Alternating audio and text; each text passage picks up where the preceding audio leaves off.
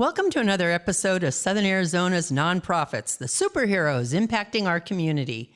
We're broadcasting live today on the Tucson Business Channel, a division of Mark Bishop Media, from the Stewart Title corporate offices on Broadway in Tucson, Arizona. And the show is brought to you by SCIP, SSCIP, the Social Service Contractor Indemnity Pool. They've been insuring nonprofits like ours for more than 3.5 decades. I'm Barbara McClure, Executive Director of Impact to Southern Arizona and host of this show. With me today are two gals focused on wellness and healing. And I would love to have you welcome with me Danube Jacobs, who is an acupuncture tech with Jade Star Acupuncture here in Tucson. Welcome, Danube. Thank you. So good to be here. Thank you for joining us. And also Tammy Rome, who is the ED of a group that I was shocked to discover even existed out here, Headache Warriors Network. So Tammy, thank you for joining. Thank you. And we're going to talk today about acupuncture and headaches. And Jade Star Acupuncture is not a nonprofit. However, we're having them on the show today because they do a lot of work with nonprofits and they have a great culture in their organization that supports nonprofits, which we'll talk about later. But one of the things they're doing is they are a prime sponsor of an impact event that's happening in the spring. We have a spring expo, April 1st. It's an expo for a cause. And you can come out to the Chinese Cultural Center in Tucson and learn about all kinds of things from a variety of resources in the community and businesses and other nonprofits. And it's just full of things to do. And it's family friendly. So there'll be kids events and projects. So Jade Star has been generous enough to support that so that we can leverage some funding and spend it all on programming. So thank you so much for what Jade Star does, Danube. Oh, yes. It's one of the benefits of working for such a place. Maybe you can share with us some of the other things you do to support nonprofits, you yourself as well as Jade Star. Oh, sure. So I've had personal experience right after acupuncture school of going to Nepal and volunteering for a few months with a nonprofit there called the Acupuncture Relief Project. And then coming back to the States, I worked with a homeless population in Portland, Oregon, volunteering my time there. And then arriving in Tucson, for about a year, I volunteered with the IRC, the International Rescue Committee, and worked within their Survivors of Torture program. And I did that for about a year. And then within Jade Star, so they have tabling events, as you mentioned. And we just did one last weekend with Esperanza in Escalante. And they had a huge event for veterans. And then we also did one recently with the Girl Scouts of America. And usually around the holidays, they adopt a family. And we, along with our patients, who are wonderful, they usually contribute to the wish list, the Christmas wish list, and we collect as many gifts as we can give to that family. So they do lots of different things like that. Well, I can see why it'd be a fun place to work. Oh, yes. For sure. That's neat. And I think, personally, I'm one of those people that's kind of nervous about needles. And so acupuncture has always been kind of a scary story for me. So I'm really interested to hear what you have to say. And maybe you can start with telling the audience what the history of acupuncture is. I know it's been around forever. It has. So I do like to share that it's stood the test of time. It's been around for thousands of years. I think a lot of people think of it as this new exotic modality in medicine, but it's been around for so long. And it came over to the States around the 1970s. It was actually a story of Nixon being in China and having appendicitis. And so he had experience with it, and it kind of created an opening here in the States to take off. And a lot of people are hesitant because of the needle factor. Yes. And I like to tell them that we can put 20 of our little filaments inside of a hypodermic needle. So they're very tiny. Like hair-like, yes. Okay. And it usually doesn't hurt. You may notice some of the insertions, but I usually tell people not only does it not hurt, but it actually can feel really good once the points are in, because all of these natural feel-good chemicals like neurotransmitters, dopamine, serotonin are released in the body, and endorphins, so that helps with the pain receptors. And it can feel really euphoric. And people don't think about that. They just think about getting beyond having a needle put in them, but they don't realize how good it can feel. And they usually say like, oh my gosh, like I didn't think it could feel so good. Well, that is interesting. Most people take naps, they get so relaxed. Oh gosh, isn't that something? My mother did try it once, and I thought she good was for her. really brave, but she did really enjoy it. It wasn't enough to get me over there, but I thought it was just... Barbara, we'll get you in one day. I know. You probably will, Danube, but I'm sure by the end of today. Even just that idea that they're that fine, some of Yes. them, and you call them points rather than... Yeah, points, filaments, that maybe Not needles. Yeah, not needles. I'm sure that helps. Well, Yeah. it is interesting. And I'm surprised actually that it's so new to America, because I know of it as, like ancient Oriental healing and process. So to think that it only got here in 1970, Yeah, I would have thought it had been here for 200 years. right. And just in the last 50 years that it's been here, especially in the last 10, I've been practicing for about 13 years. And the last 10, it's really taken off. So it's in hospitals, it's practiced in the field, in the military, insurance covers it. It's so integrated now with our Western medicine. And I just hope it becomes more and more so, because it is benefiting so many people. So it's becoming less of a mystery, exotic kind of thing and more mainstream, which is nice. That's exciting. Well, and I know this is a perfect opportunity to maybe hop over to Tammy for a moment, because Tammy, being with the, Headache Warriors Network, she was commenting to me that acupuncture often helps with headaches. So I would ask you first, Danube. So do you have clients that come in? Oh, with yes. headaches I would for say relief? headaches is one of the main symptoms that people come in for acupuncture, both headaches and migraines.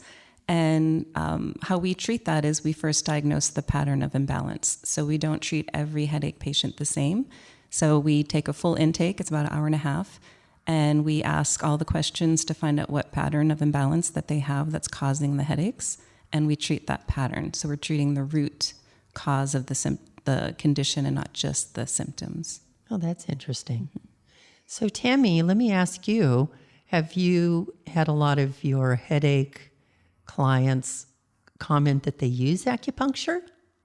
A few. It is relatively new for the general public. The headache specialist, the physicians often recommend it.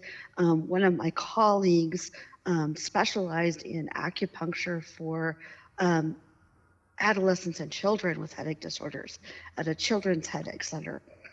So we know that it works. The research has been done to show that it is one of the modalities that can really improve the quality of life and reduce the suffering and the symptoms of a variety of headache disorders.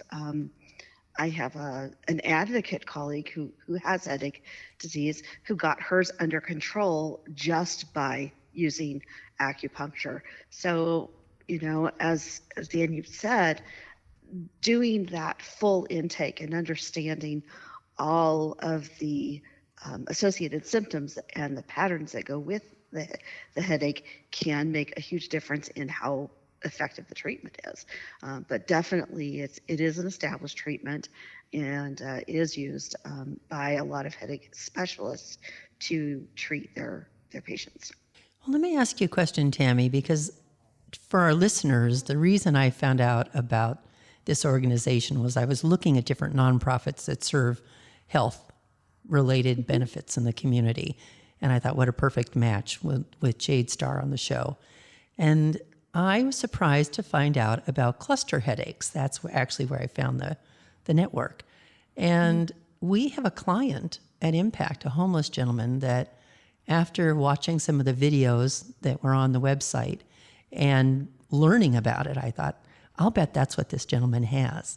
So Tammy, could you tell us about what a cluster headache is, or how it's different than a migraine? Or I think a lot of people in the community have heard of migraines, but maybe not cluster headaches. Yes, thank you for asking. Cluster headache is not really a rare disease, but it's not well known or well understood, even in the medical community, so it seems rare. It actually affects about as many people as MS. Oh, wow. It just doesn't get the attention or the research funding that people get for MS.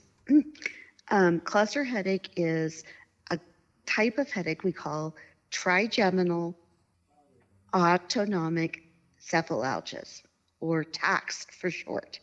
Okay. And they're called this because they involve the autonomic nervous system. When you sneeze or your eyes water or you begin to sweat on your forehead, those are autonomic nervous symptom presentations of the body. They're things we can't readily control. And so when someone is in the middle of a cluster headache attack, these things will get activated. Oddly enough, a cluster headache is only a one-sided pain. It's usually on one side of the head or the other, typically concentrated in the eyeball and in that upper quadrant, the forehead area of that one side of the body. And you'll get a tearing in the eyes. The nose will be runny or stuffed up just on the one side that's in pain. Oh, The face might sweat or get red, but only on the one side. That's one of the hallmarks that help people tell it's a cluster headache. interesting. So localized. Right. Migraine can sometimes have these symptoms as well, but they don't require, migraine can be diagnosed and people don't have these symptoms. With cluster headache, these are requirements for a diagnosis. The other key component with cluster headache that is very different from migraine. When people have migraine, they tend to get very quiet, very still. They want the lights off, everybody quiet, turn off the sound, go to a dark room, and rest. With cluster headache, people are agitated. They're pacing about, rocking, screaming. They might be pushing against their face or pulling their hair on that side, to the point that people might think they're having a psychotic break or a serious medical emergency. Many people who have had cluster headache for quite some time will carry emergency alert cards with them that they can give to the people around to know that they don't need an ambulance and they don't need the police called, because it's not that kind of an emergency. So they're very distinct. Unfortunately, there are unlucky people in the world who can get both migraine and cluster headaches. Oh, gosh. Sometimes even at the same time. Believe me, it's not on my list of top 10 things to have happen. I can imagine. I am a cluster headache patient. My cluster headaches started at the end of 1999. And I have the chronic type. Two types, chronic and episodic. With an episodic cluster headache, someone might go through maybe several weeks or months of intense daily attacks. The attacks will last for at least 15 minutes, up to an hour and a half. Oh, gosh. But you might not get a very long break. They might be back in a half hour. They might not. You usually get at least one a day during this active cycle. And then the cycle will go away and you will live your normal life and you won't have headaches for a number of days, weeks, months, years, sometimes many years. And then it'll come back again. And the more often this happens, you'll see a pattern start to establish where people will say, well, I'm always active in August, or I'm always active over the Christmas holiday, usually during high periods of stress or intense weather. That's the episodic. With chronic, you never go more than 3 months without an attack. So it's pretty much all the time, every day.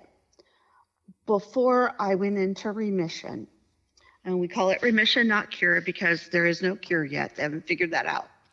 Before I went into remission, I was having 7 or 8 attacks every week. Gosh, daily. So, That's yeah, certainly pretty chronic. much daily. Yeah, pretty much daily. And I had those on top of chronic migraine. So there was never a moment when I wasn't feeling head pain. Not a fun way to live. I can certainly see why you were drawn to the nonprofit. Gosh. Well, yes, and I actually, and we can go to this later, but I found the nonprofit online. And then some years later, the founder called me. I had two people who'd founded organizations, both in migraine and in cluster headache. They both called me on the same day and said, "We need your help." They have both since retired. Glad they were able to do that. And so I'm still in the trenches fighting the fight. So now you're the executive director running the nonprofit that is working to support people with something you suffer with on your own daily life. Absolutely. That is a great way to be passionate about what you do in a nonprofit when it really is so personal. Well, I think it's just so interesting, and I wanted you to share that with the listeners. Thank you, because we were never really successful in helping this young man who had these headaches. And we would send him to a clinic and he would say, they just can't do anything about it. They just were thinking it was migraines. They weren't recognizing it as anything else. And so when I watched some of those videos and listened to the testimonials of clients describing it, I thought, this is our client. Oh my gosh. So it'll just be. And he's the very kind of person that we like to help. And we have not only the support network from other patients, but we have a network of physicians that we can refer people to who are trained, who do know what to look for. And some of them are right here in Tucson. Oh, that's terrific. I think it's great for me as a practitioner to hear, Tammy, about the organization, which I was not aware of until now, and also what the services that you have to offer. And I didn't even know the difference between a migraine, because I know that can present on one side, and cluster headaches. And I do have patients that only have symptoms in the summer, and I wonder if they don't even know that they have cluster headaches. If they might not. I mean, a lot of people don't know what type of headache disease they have. Over 50% of people who meet criteria for migraine alone have never seen a doctor about the problem. I believe they don't that. even know they don't even know they have a problem. So they don't know how to treat it.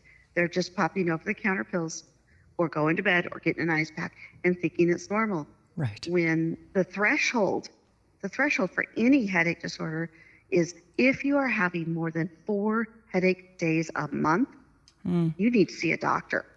Yes, I think even the fact that you call it headache disease really differentiates it as it's a condition that needs to be treated, and not just, I think a lot of people that suffer from headaches see it as this symptom that gets in the way of their life, but as an isolated symptom and not a bigger issue or condition. So that's really great. Absolutely. Yeah, to know. Growing up, I was told, "Oh, you have headache you have migraine like everyone else in the family," and the doctors never can do anything about it. So I never asked. Sure. I was 21 before I saw a doctor about headache, and my first one started when I was 5 years old. Yikes, as children too. Do you know is there a statistic or information about children with headaches? I don't think of children with headaches. Yeah. In fact, we work with an organization that is called the Coalition of Headache and Migraine, a coalition for headache and migraine patients. And we have a whole program for school-aged children and their parents and their teachers to help make the accommodations that are necessary so that child can continue to get an education. Gosh, that's great. And you work with schools here in Tucson then? Yes, we work with schools all over. And here's a good example. There are over 40 million people in the United States alone who have migraine disease. 8% are men, about 10% of children have migraine, and about 12% of women in the United States have migraine alone. That doesn't count all the other headache disorders. Gosh, it's interesting. I am fortunate, I have to say, that I do not suffer from headaches. I rarely get them. And so I never really think of children with headaches. I had 3 boys. So I'm just, looking back, it's, as you're saying, it's so easy to kind of discount it. Except I hear a lot of people say, I have migraines. And so in my just very lay orientation, I think, oh, those are really bad headaches. And I know a few people that have migraines, but you're right. I would imagine 4 times a month for people that do get them does not sound like much to be a standard tipping point to say, gosh, you really could do something about this. Right. Well, and I love what you said about, the view that migraine is just a bad headache, because it's not. A migraine is a whole body experience. It affects our digestion. It affects our senses, our ability to smell and hear and see. It affects our vestibular system, our balance and our coordination. It affects our ability to think clearly and our cognition. Some people have what we call auras that are kind of that early warning sign in the beginning of a migraine attack. And some of those auras can prevent them from speaking clearly. I had one about 3 weeks ago. Haven't had one, I don't get one very often. I get migraine attacks maybe once every couple of months. This one was interesting because I had no headache pain at all. And I could think clearly, but I could not form words. I knew what I wanted to say, and the words would not come out of my mouth. So I had to text to communicate to my husband what was going on. Gosh, wow. I've never even known that side of it. Yeah. And that's migraine is this whole body experience. And there are 5 phases of a migraine. The first phase is called a prodrome or premonitory, where you get warning signs, like you might get fatigue or yawning, or you might get hungry, or you might have to use the bathroom a lot. And then the second phase is that aura phase. Not everyone gets this aura phase. Only about 25% of people who have migraine ever get an aura. And that's that classic flashing lights visual disturbance in the vision. Then you have the active headache phase. Again, not everybody gets a headache phase in a migraine attack. Then you have what's called a postdrome. Most patients call it their hangover because it feels like a hangover with all of the pain and none of the fun. Oh, gosh. You just feel hungover and drug on. Each of these phases can last for several hours, some of them up to 2 days. So you can imagine a single migraine attack in a week could cost you up to 3 days of limited functioning. Yeah, it sounds very debilitating. How that affects your profession, your home life, helping with your kids, your friendships, your romantic life. It impacts all of life. And then you get people who are having that happen to them 15 or more days every month. That's the threshold for chronic migraine. Well, you're never symptom free. Sure. Well, it's so interesting to hear it from a different perspective. I know several people. We had a woman in our building who had migraines. And so when those would come on, she'd go into her office and close the door, like you're saying, kind of retreat. And, everyone respected it, of course, and let her be. But I think this is interesting and going to be great for our listeners, because I think so many people at least know a family member, a neighbor, a friend who suffer from migraines or get headaches more often. So a lot of the information we're going to get today, I think, is going to be really helpful to open up a better understanding and even to let your friends know that there's help out there. So I appreciate it. Oh, yes, I appreciate it too. This Central Arizona is one of the best places to live for people who have migraine. Not only because we have steady barometric pressure, which is positive for prevention of migraine, but also because of the sheer number of specialists, headache specialists, who are available to treat these headache diseases. And it really grows out of the work that's being done at the Headache Center at the Mayo Clinic in Phoenix, and Barrow Neurological Center in Phoenix. And then they graduate their students and they send them out, and Tucson gets the benefit of being close. And so we inherit a lot of these newly minted, freshly trained headache specialists who can help us. Well, that is exciting. Good thing to know we live in the right place, at least. Yes. We all know we live in the right place in yes, Tucson for many reasons. And for those of you who are listening from other areas, it snowed at our house yesterday, or the night before, and even this morning, I still had a pile of snow, and we live only at 3,400 feet. And so Tucson's kind of recovering. Made and one everyone's snowball. That's it. But it's so fun, and the kids are in awe, and it's just kind of a fun thing. So Yep. we know winter is short here in Tucson, but it's a good point, Tammy. I know a lot of people come here for allergies, but I'd never really considered the headache side of it. So thank you for sharing all that about You're most welcome. what those two headaches are and how they affect the body. And then I want to circle back around to Danube too, because acupuncture isn't only for headaches. No, but I do want to share, as Tammy was talking, I thought of my most severe case for a child. He was 14 and had migraines. And like Tammy said, he had all the physical suffering, and he would get them at least once a week, sometimes more. But because he'd have to miss school, at least 1, sometimes 2 days a week, he's doing everything he could not to stay back a grade. And then he couldn't do sports because he had to drop out of his sports, and it was unpredictable. So we were actually treating depression on top of the migraine symptoms, but we were able to help him. So he has been, I think for him, it was just 3 or 4 sessions, and everyone is different with how we treat them and how they respond to the treatment, but he was one of the success cases. So it was great, but my heart went out to him when he came in, and I heard how long he had been suffering, and it is a whole body experience, as Tammy says. Well, and I imagine a lot of the reasons that people come for acupuncture are, as you're saying, they interrupt life and they're really debilitating. And I can tell you at Impact, people often ask us who our clients are. And a lot of the clients that come to Impact are there because they had some health crisis that set them back financially.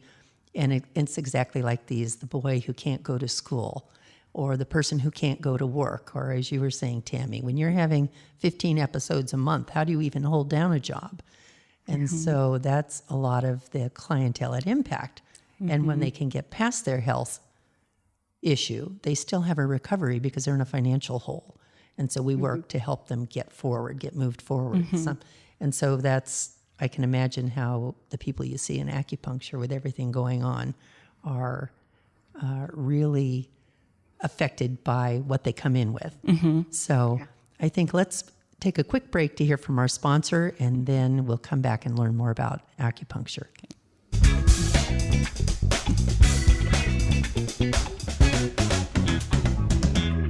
Today's program is brought to you by SKIP, the Social Service Contractors Indemnity Pool. SKIP is a member-owned, member-directed insurance provider with more than 3 decades of insuring Arizona social service organizations for their property, general and professional liability, and auto claim exposures. With an Arizona-based staff of claim underwriting and risk management professionals, SKIP specializes in providing personalized service, affordable premiums, and coverage which meets and often exceeds the state of Arizona's contract requirements for social service providers. For more information, visit our website at www.sscip.org or ask your insurance agent about protecting your organization with insurance coverage through SKIP. Well, welcome back. I hope you're enjoying the show and learning a lot about headaches and how they affect different people, and that there are more than just one kind, and also about acupuncture. So I'm here with Tammy Rome, who's the Executive Director of Headache Warriors Network, and also Danube Jacobs with Jade Star Acupuncture, and she is one of the technicians. So she has a lot of experience firsthand and stories to share. So Danube, maybe you can tell us, beyond headaches, what other things we can seek acupuncture for, or what else Jade Star does as well. Okay. Well, acupuncture really does treat the whole body. It's a holistic medicine. So we do like to say that there's really not anything we don't treat. And depending on how long the person has had their condition and their general health state that they are when they come in will depend on how they respond to the treatment. But everything from low back pain, any pain in the body, to digestive issues, to headaches and migraines, as we've been talking about, to emotional. I would say after back pain, in America, the statistic is back pain, because I think that's what most people know acupuncture can help with. But after that is emotional disorders. So anxiety, depression. Acupuncture is great for helping balance the emotions and correcting those types of imbalances. And sleep disorders, so insomnia, hormone imbalances. We help do a lot of women's health and children. So I love treating kids. And I don't always use the filaments for the kids. I usually, some kids are so brave. I had a 5-year-old who was like, give it to me. I want to try it. And I was like, okay. And the mom was like cringing in the corner. That would be me. Yeah. But I usually just go, gentle, and they often don't feel it. But I have other tools too. So acupuncture is a type of energy medicine. And we're activating the chi in the body. So there's these invisible to the eye meridians, energy meridians, and they're all named after organs. So there's the liver meridian, the kidney meridian, and most of them go the length of the body from the head to the feet, and some go from the torso out to the hands, and there's a couple that go horizontal across the body. But these are energy channels that when activated, they benefit that whole organ system and others that they're connected to. So it really is this whole body experience, and so that's how I like to say, when someone comes in, they might come in for shoulder pain, and we treat the whole body, and they are always surprised when they come back. They'll report, "I slept great, my bloating went away, my mood is better, I have so much energy." So they'll notice all these other benefits because we are treating the whole body, not just the shoulder. That is exciting. I didn't realize it was quite so holistic, really. I thought it was really more localized, like you have a problem. So I'm curious because I have a husband who is all knotted up. So as you were saying, if you have stress in your shoulders or you're just muscle bound or something's going on that causes that, is that something people come in then? Oh, yeah. To do? I would say once people get beyond, so going back to how a lot of symptoms can be debilitating, unfortunately, in this country, in America, we wait till something gets so bad.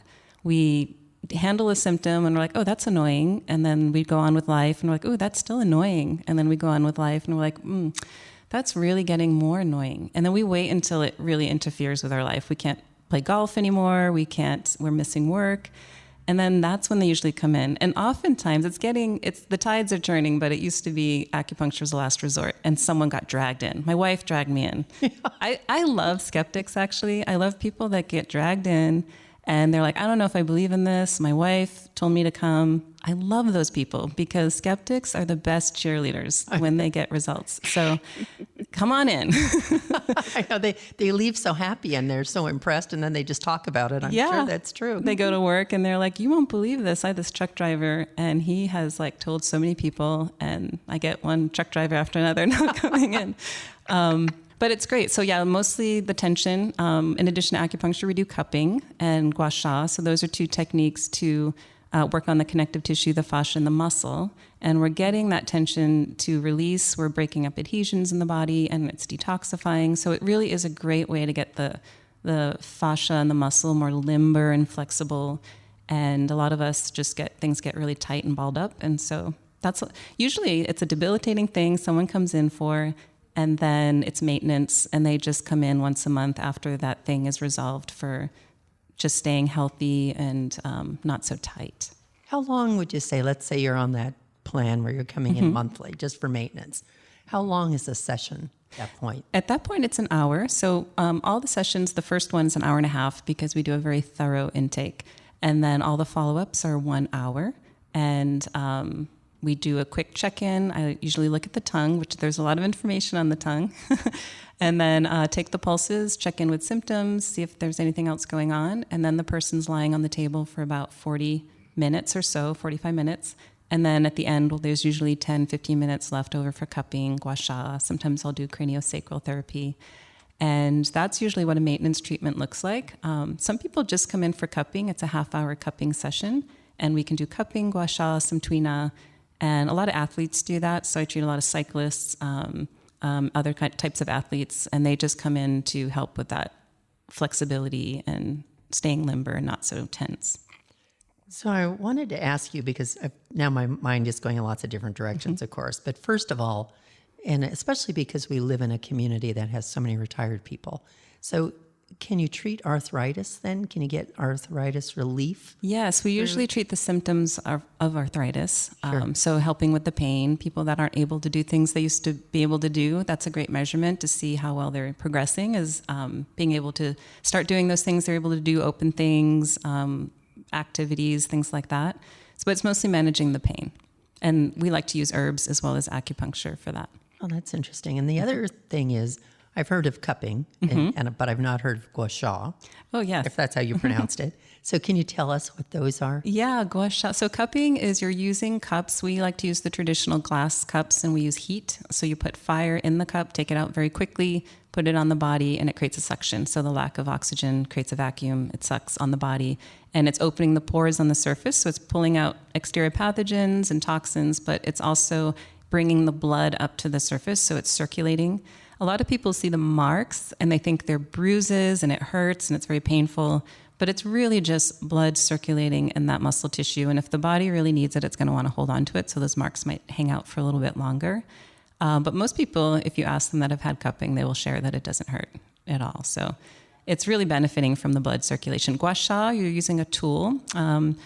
There's all these fancy jade and rose quartz plates and tools you can use, but we use these like porcelain Asian soup spoons are my favorite tools. And you're just vigorously rubbing the skin with the tool, and you're getting what's called petechiae. So it looks like a rash, and it starts to express on the surface of the skin. It looks really red.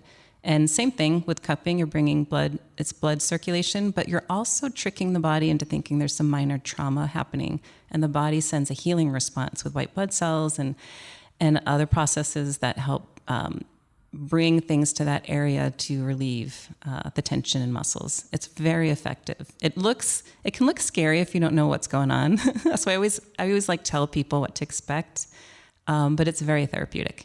So some people come in just for that. Oh, that's interesting. So you can just make appointments to come in specifically for something like that? Yeah, that's usually a half-hour session. Oh, that's interesting. Mm-hmm. And you were mentioning that insurance covers it. Yeah, some insurance does. So it depends on the individual's insurance coverage. So if somebody's wondering, I usually just tell people to call the clinic at Jade Star and tell them they have insurance and they want to know if acupuncture is covered, and they'll usually find out within a day. They'll get a call back, and our patient provider coordinators at the front desk are amazing, and so they can find that out pretty quickly. And the VA is now covering it, so we get a lot of referrals from the VA for veterans, and they usually get approved for a certain amount of treatments, and then we reassess at the end of their series if they should continue or not. And that's been wonderful working with that population, so I'm so happy that they cover it now. That is interesting. Does it, are veterans using it for just general physical ailment, or are they also looking for healing for PTSD and things like that? Yes, for both of those things. So a lot of physical ailment, a lot of pain, Sure. management, but also the emotional part, PTSD and just anxiety, depression. So, Yeah, and I would never have thought of going to an acupuncturist or an acupuncture clinic for depression. And when you were talking about anxiety, I think of friends of mine who live with anxiety, and I thought, gosh, that'd be a great answer. yeah, the largest study that was done was for PTSD for acupuncture. And it was the military who started using it. And that was back in the 80s. And they were using it in their hospitals for post-op. But because it was so effective for PTSD, they now have the medics trained in ear acupuncture. So you don't have to get all the acupuncture training. You can just learn ear acupuncture. So you can help with that in the field even. Oh, that's good to know. Well, you might get me in there, actually. Now it's sounding less scary and more interesting. And so it's kind of fun to learn more about it from you. Yeah, Thank we'd you. love to see you in there. Yeah, I will probably do it. Not immediately, but I probably will. And I think I will drag my husband with me. Oh, good. And then I wanted to ask Tammy also, because I know it's so wonderful to have both of these resources in the community, to be able to come in for acupuncture and then to be able to have a place to call if you have these headaches and you need some support.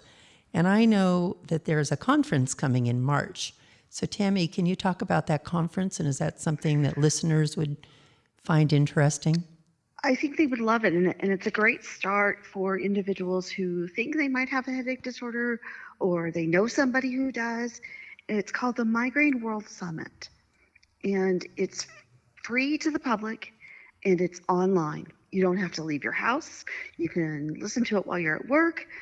You can follow up and listen to it like later in the day if you miss the live. And if you just go to migraineworldsummit.com, you can register for free. It's free education. It's put on by headache specialists, advocates like myself, and mental health professionals who all are there just to educate people, to point you in the right direction, to help you find the care that you need. It always covers some form of complementary or alternative medicine. I know in years past, acupuncture has been covered as one of the topics.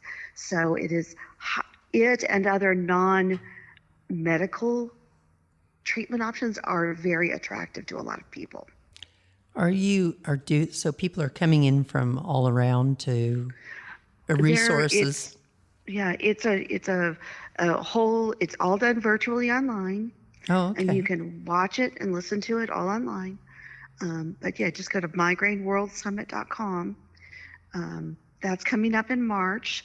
So, and there's no registration fee, there's no limit. Anyone can sign up and listen to it and follow along and watch the videos. Oh gosh, that might be informational even for people who have family members or. Yeah, absolutely. I might also add that we've partnered with another nonprofit called Miles for Migraine, and they host run, walk, relax events in major cities to raise funds to help train future headache specialists. Oh, that's nice. They have started a once a month in-person support group for people with migraine and headache disease.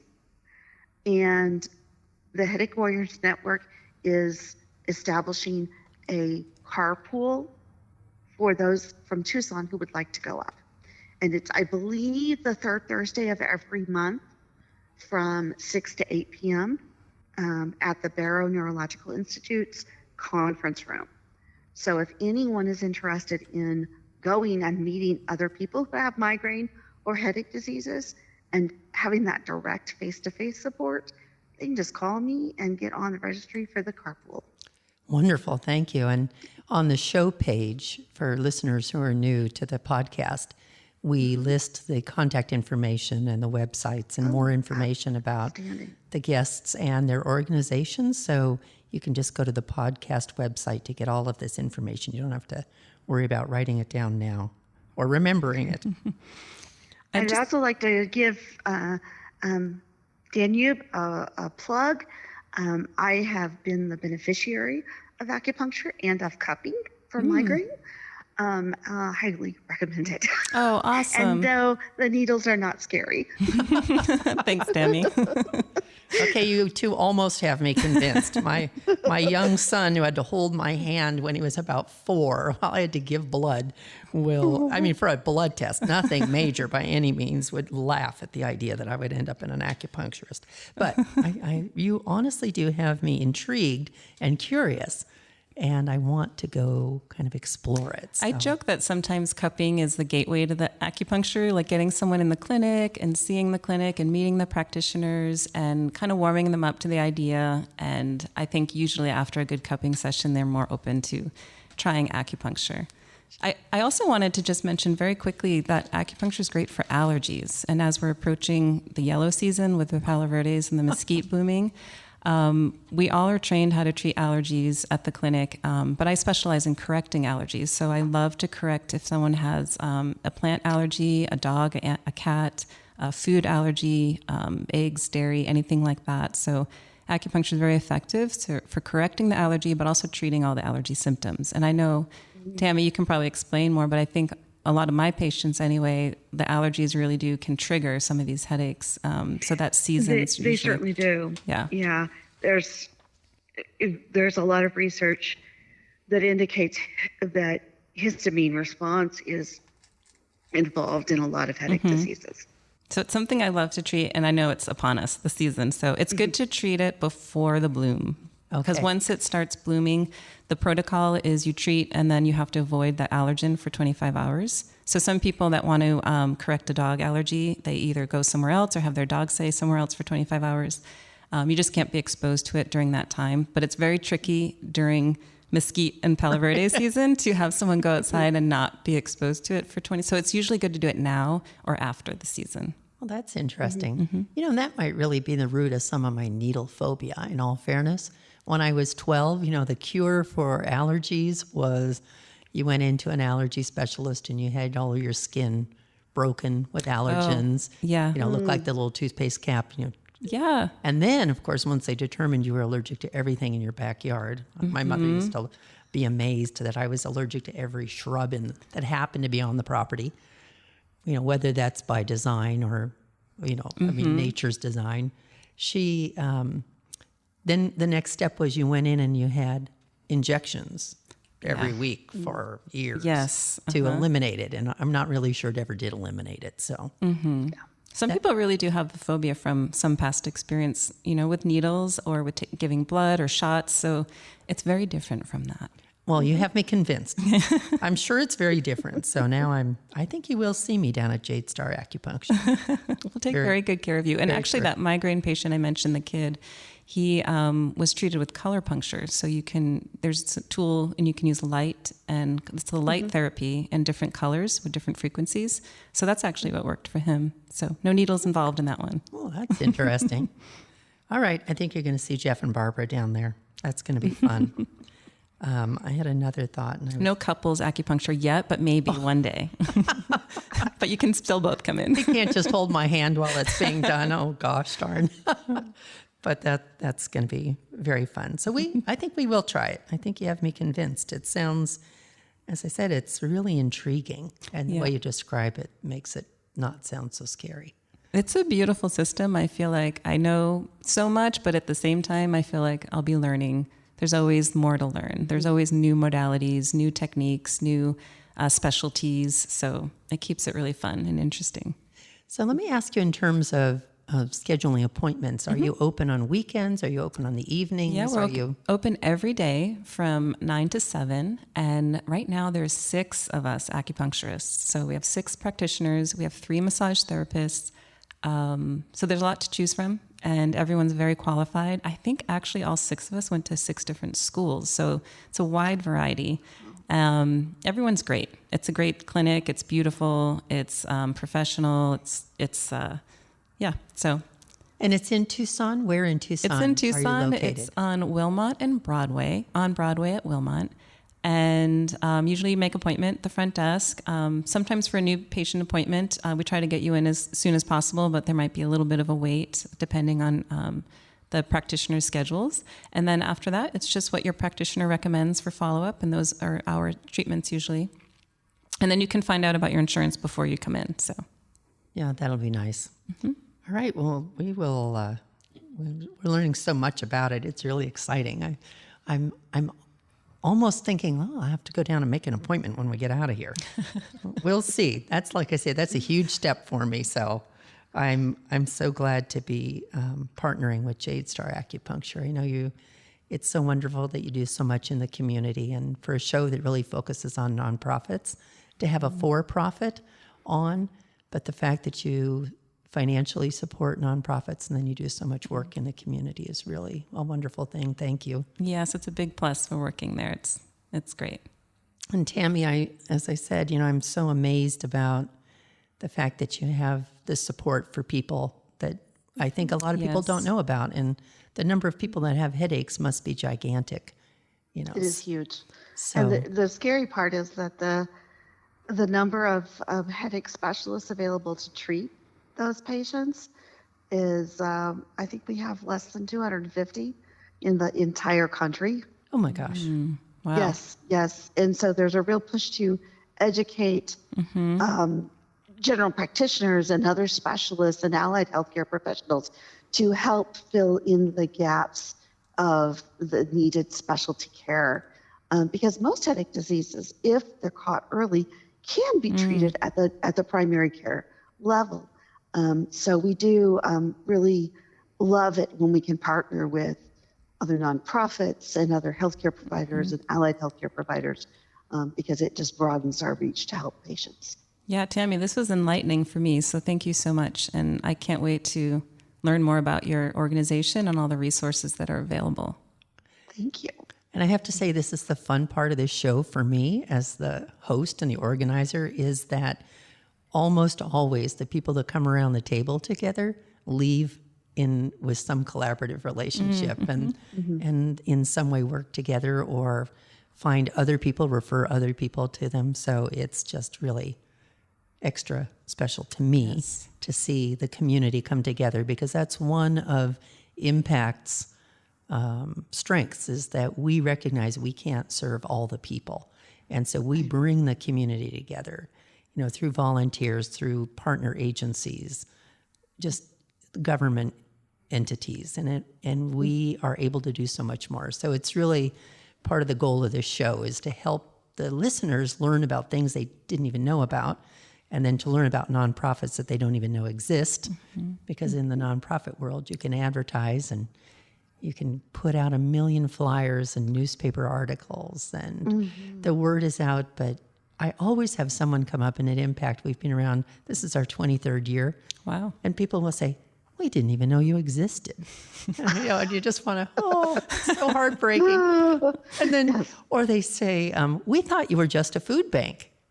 So I think that's the other thing. People may know of us or know we're limited. I know Jade Star has been supporting Impact for quite a while. But, in my little head, I'm like, okay, the acupuncture group. And people may not know the name Impact, but they probably know somebody who has benefited from the organization. So, for sure. We have served over 11,000 people. Yeah, that's amazing. And so most people in Tucson probably do know someone. And maybe they don't know that they've helped, because people don't typically advertise that they're seeking help at a food bank or coming in for social service referrals. But the ripples are going out there. So thank you, Tammy, for all the work you're doing. There you go. You betcha. We're still going. We have a lot of things going on, and I think the expo is exciting for us. And so it's similar to what you were talking about, Tammy, in the on your conference. It's just an opportunity for people to come see these resources and connect with them. Of course. And it's so hard when we put things out there and we try to, you try to target all of your marketing to the people you think will benefit the most. And sometimes you wonder if it's just going out into the ether. Sure. and having a physical space where they can connect and have conversations is so important. And I love it that you all are doing that expo, so that people can actually come and see what's really available. I know, and I'm thinking, as I was listening to you talk about it earlier, and thinking about all the people with headaches, and how, as I said, I didn't even know you existed, and I've been in the nonprofit world here for over 14 years. So I'm thinking we should have you to our expo. So I'll have to contact our development coordinator and see if she still has some table space available, because I just think of the people that would come to the expo. I don't know. I would think 1 out of 2 probably has a headache issue. Do you think that's fair? I mean, do you think that's... I think it's like 12% of the population is what they're thinking. So at least one in every household, about 1 in every household has or knows somebody who has a headache disease. And they do tend to run in families. Interesting. And they do tend to be minimized and not only misdiagnosed, but lack of diagnosis, just because people don't take it seriously enough to think about talking to their doctor about a headache. Because we think, a headache, take a Tylenol, you're just stressed, you didn't drink enough. It's all, those things can play a factor, but there's so many different factors involved. Now, to be honest, the Headache Warriors Network is nationwide, and me in Tucson is a relatively new thing. We serve people all over the country, and in many cases all over the world. So if there's a listener who knows of a family member or a loved one who lives in, Idaho, we can serve them too. Okay, that's great to know. That's helpful. Thank you. Well, I know as we come to wrapping up the show, I want to ask either of you, maybe Danube, do you have anything you want to share about Jade Star or acupuncture that you haven't had a chance to yet? Well, I think we've already mentioned, but I just wanted to reiterate that one of the reasons that I chose to work at JADESAR and one of the benefits is that it's really a part of the mission statement to give back. And so I think as we grow every year, we've gotten more practitioners, more employees, seeing more patients. We moved into a bigger space a couple of years ago. It's just an ability to give back more. So the Jennifer Parks, the owner of the company, it's just a really big part of her philosophy of being a female business owner, and it's communicated to all of us when we interview. So it is a huge part of working there. So if you haven't had acupuncture, I highly recommend it, whoever you choose to go see. A lot of people come in and they say, I cannot believe I didn't do this sooner. So Barbara, I have a free pass. I'm going to give you a free treatment pass, a card. It's in my bag. And you have no excuse to not come in and try it now. Okay, I think you're right. Because maybe my insurance didn't cover it. Now you're right, I have no excuse. I will take you up on it. Okay. Even if insurance doesn't cover it, I mean, it's your health. It's Sure. something worth investing in. So just consider. Oh, no. I really do think you have me convinced, seriously. And I hope you have other listeners convinced. Because for me, that's a giant leap. They have to knock me out for surgery to give me my IV. I'm really a needle nervous person. So, but I have to add, Impact did host a COVID clinic, and we did 890 vaccines. Wow. 890 people got vaccinated in early 2021. Did you have to get knocked out for that? No, but I was very nervous, but I knew I needed it. And you know what was funny? It didn't hurt at all. The woman who gave the injection, I almost didn't even feel the needle go in my arm. I was shocked.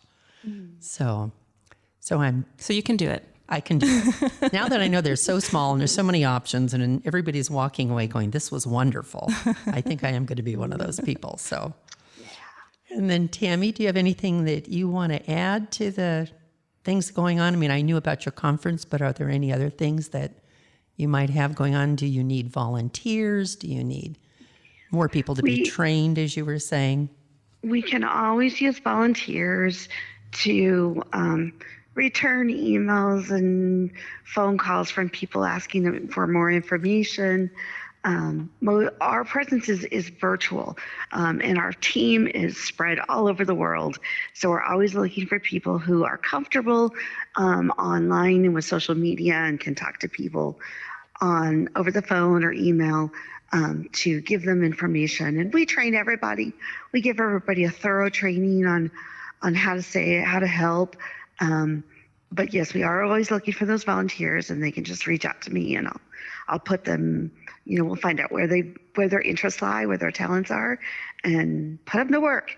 And if you need help, if you've got questions about headache diseases or where you can find a doctor, definitely we can help direct you there and help you get answers and find the hope that you don't have to suffer with head pain. That's so wonderful. And, we will have your Facebook information on the website as well. So people need to know that there's a Facebook page and kind of there are several actually about people that suffer with headaches. So we will make sure that's up so our listeners can reach out to you that way. And I want to again thank you both for being here today. It was wonderful meeting both of you and Thanks, Barbara. Learning more about what you do. And again, to JADESAR Acupuncture, thank you so much for your financial support of the expo. It'll really help us provide more programming to the community, and we really value you, especially as a for-profit who is so invested in the community. Our pleasure. Thank you to Jennifer and her whole team. And that's a wrap. Thank you for joining us today, and we hope you have a wonderful winter, the winter that's left, and hopefully for many of you there's sunshine in the view too. Thank you. Thank you.